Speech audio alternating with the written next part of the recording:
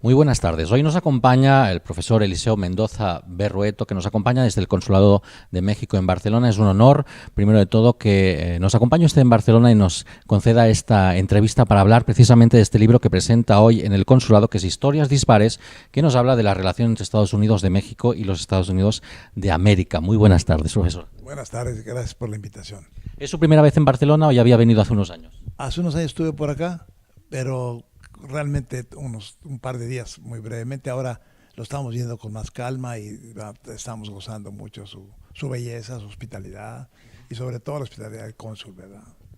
Usted ha sido casi de todo en México, principalmente gobernador del estado de Coahuila, pero además ha sido subsecretario también de varios ámbitos. A nivel académico también tiene muchos lugares, muchas instituciones muy importantes en México. Obviamente una carrera larga que le permite también tener hoy en día una visión de lo que es México y de lo que ha sido su historia también muy particular y desde muchos puntos de vista, concretamente, porque además usted también ha sido economista. Sí, economista de la Universidad Nacional de México.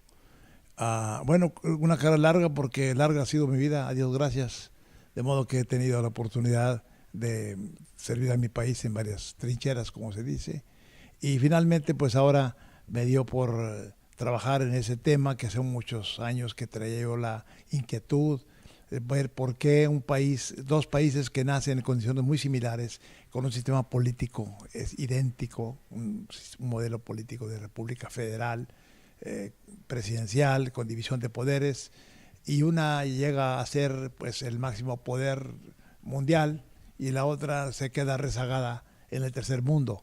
Entonces me interesó mucho buscar cuáles podrían ser las causas de esta historia dispar, como dice el libro.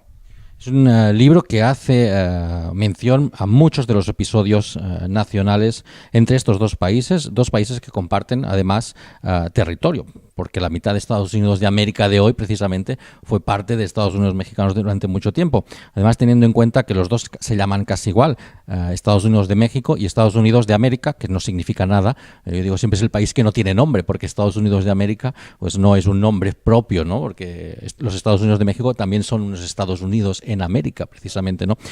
Explíquenos esta evolución, ¿no? Desde el inicio, yo creo, de la formación del Estado-Nación a finales del siglo XVIII, principios del siglo XIX, hasta hoy en día. Yo creo que es muy amplio, pero ¿podría detectar algunos momentos clave?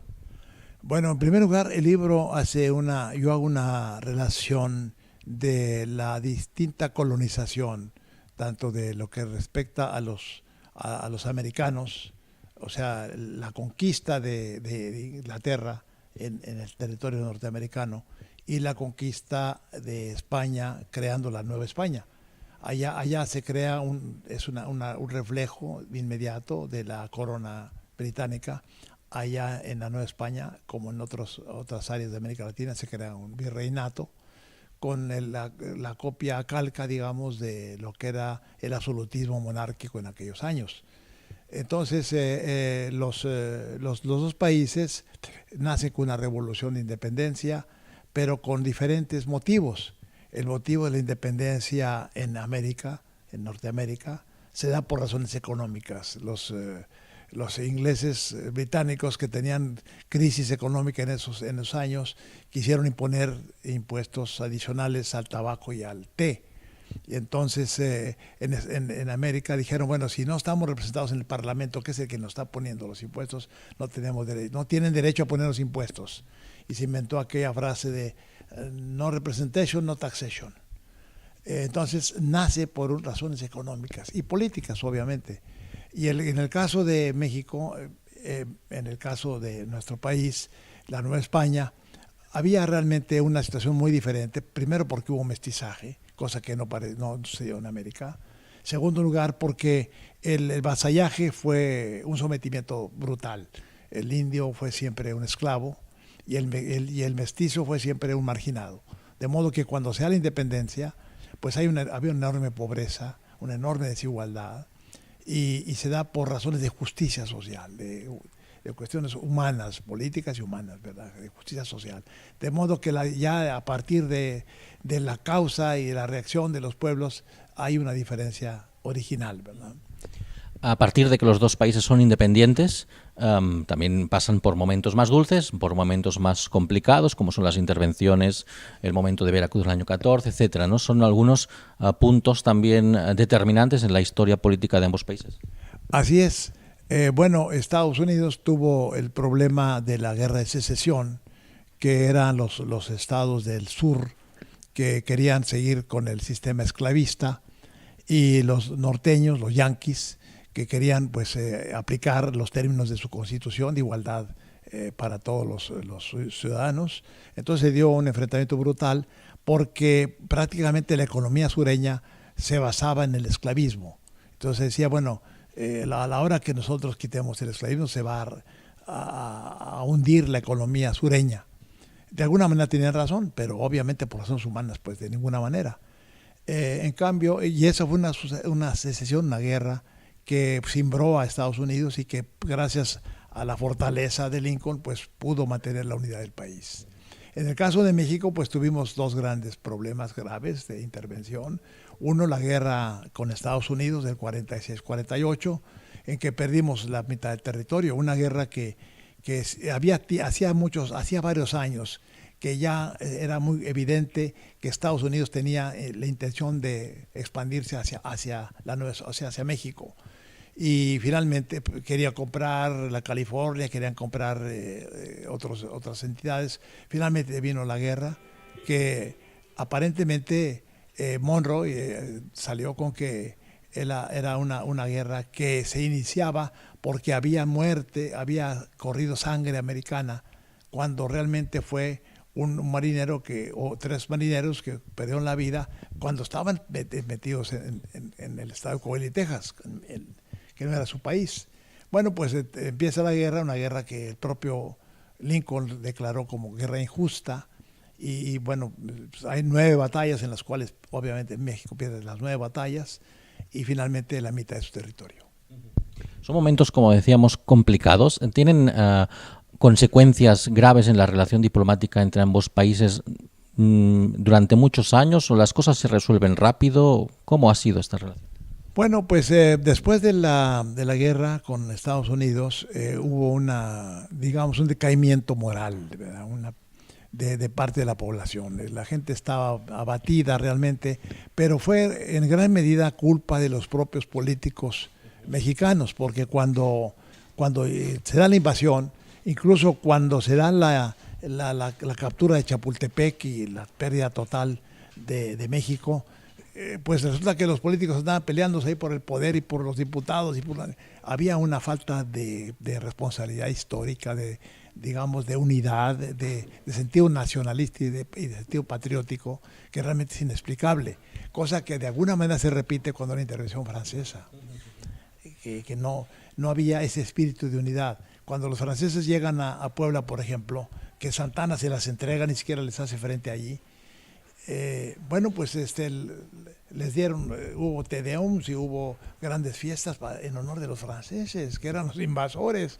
Y después de que Zaragoza los derrota, los franceses se retiran hacia algunas poblaciones de Veracruz, y resulta que pues los mismos hacendados y los rancheros, en fin, hacían negocios con los franceses, y nadie los molestó.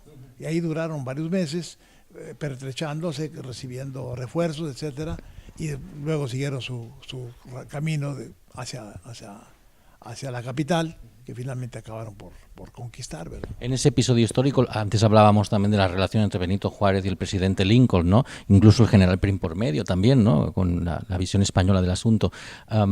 ¿Cómo es esta relación epistolar entre estos dos grandes personajes de la historia de ambos países? Bueno, pues yo creo que eso es un ejemplo de dos formidables personajes de la historia. Uno que defendió a capa y espada la unidad de su territorio y los principios de su propia constitución, y Juárez, que pues por lo mismo, Juárez tuvo en primer lugar un enorme problema con el enfrentamiento con el ala conservadora, la derecha mexicana, que una vez que se aprobó la Constitución del 57, renegaron de ella y se vino la guerra de reforma, que duró 3 años, en los cuales Juárez tuvo que dejar la capital, etcétera. Finalmente los liberales derrotan a los conservadores, Juárez vuelve a la capital y a poco tiempo llega la intervención francesa. Y otra vez va Juárez a correr aquel país en su carruaje, y mientras aquel imperio empezaba a desarrollarse, y que al final de cuentas, cuando Bonaparte requiere que las tropas regresen a Francia por la amenaza prusiana, pues se queda prácticamente Maximiliano solamente con alguna tropa pequeña mexicana, y es cuando finalmente Juárez y los liberales logran derrotarlo, ¿verdad?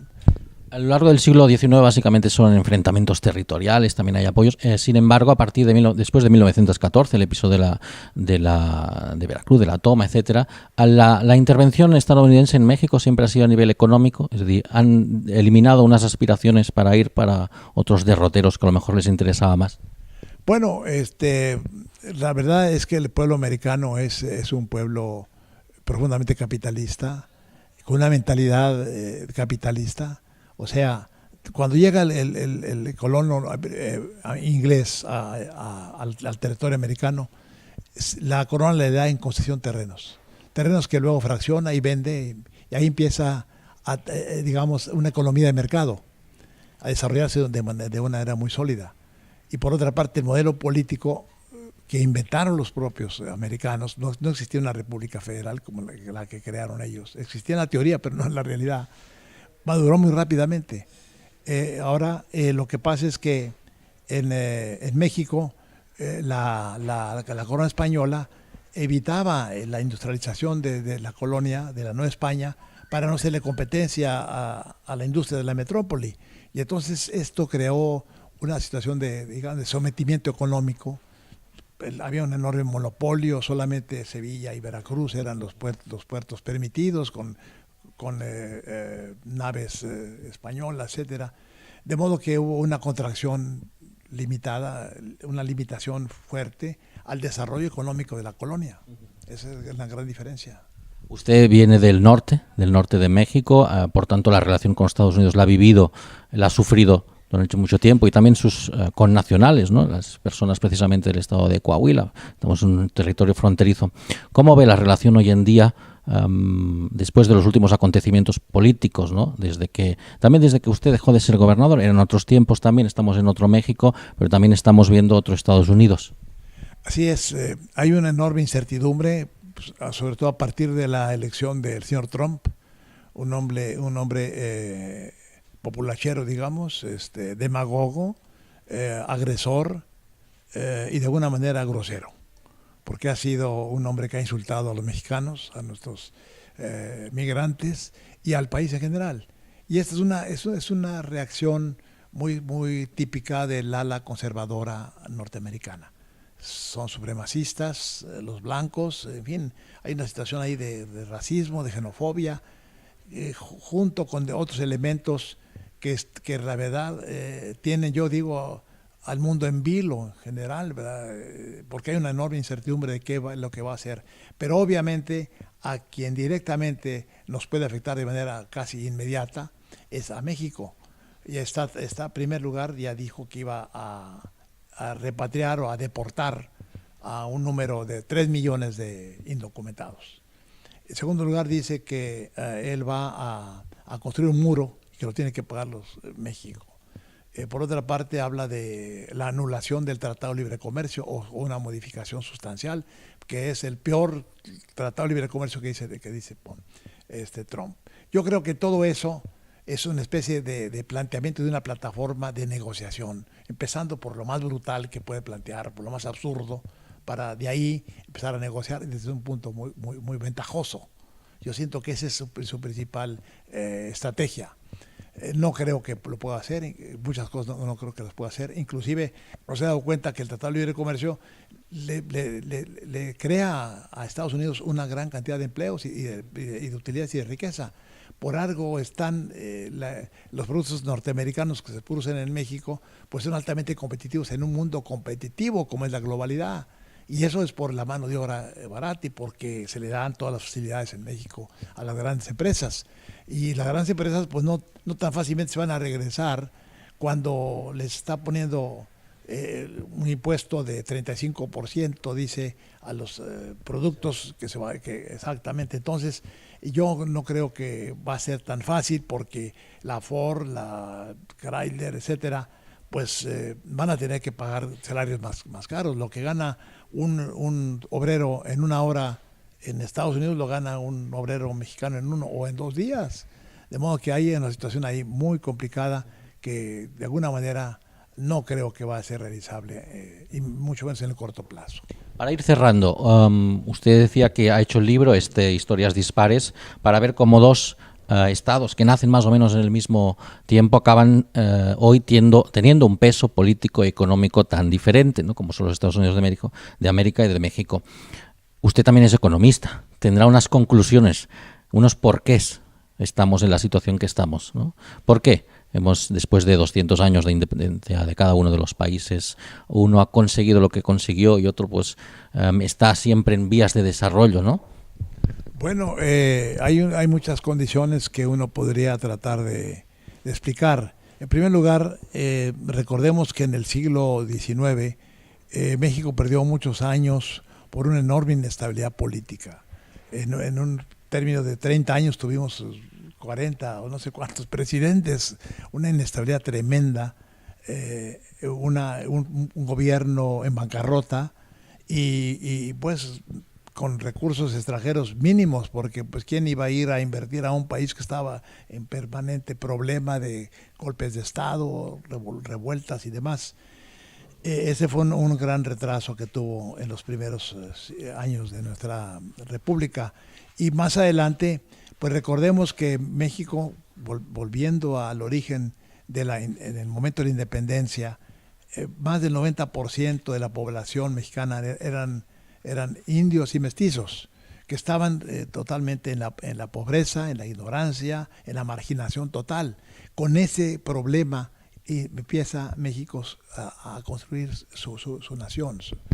En cambio, los norteamericanos tuvieron ese problema, definitivamente, totalmente distinto. Ellos siguieron adelante con el modelo político, económico, tecnológico, la ciencia, etcétera, de aquellos años, pues a ese nivel. Entonces, yo creo que desde el punto de partida, las diferencias son brutales. El análisis lo tiene. ¿Y alguna solución? Bueno, la solución yo creo que es la modernización que se está dando en nuestro país, las reformas estructurales que ha planteado el presidente Peña Nieto, creo yo, que son algo que está fortaleciendo a la economía dentro de un mundo global, y que esto está permitiendo inversiones importantes en el país. Y bueno, pues en la medida en que podamos seguir siendo una nación que puede manejar bien su economía, sus grandes variables, la macroeconomía, y poderse insertar en la globalidad en aquellas áreas en que sea realmente competitivo, e ir buscando nuevas áreas de competencia, pues yo creo que México podrá seguir al nivel de los países desarrollados. Muchísimas gracias, profesor Eliseo Mendoza, por acompañarnos esta tarde. Recordemos que Historias Dispares probablemente lo podremos consultar a partir de ya mismo en la biblioteca del Consulado de México en Barcelona. Un libro muy interesante que nos habla de esta relación compartida de tantos años entre Estados Unidos de México y este país que llamo yo país sin nombre, Estados Unidos de América. Muchas gracias y muy buenas tardes. Igualmente, gracias, muy amable.